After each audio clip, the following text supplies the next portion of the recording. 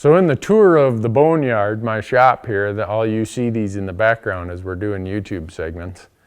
And I'm amazed how many emails I get about, what's the deal with that elk or that deer? So this one here is the biggest archery elk I've ever taken.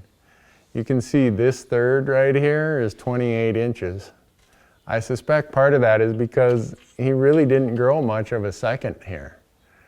Even this third over here is really long.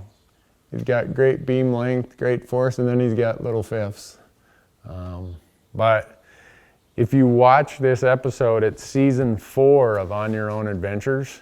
We'll put a link to that episode at the end of this little segment. But this bull here, my cameraman, Troy Batzler, and I went and slept out in the hills that night because we were so convinced that these elk were gonna come right past us in the morning. And we didn't wanna hike the 5 miles back to camp, so we just built our own little huts and tried to stay warm out there. Stupid, never do that. I'll never do it again, but we didn't get an elk that night, or that next morning. And so we had this last day left, and we went over and we waited and waited and waited. And this guy showed up. And 38 yards, complete pass through. Never did find that arrow.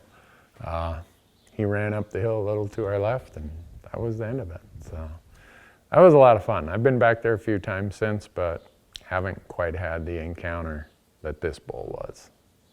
Thanks for watching.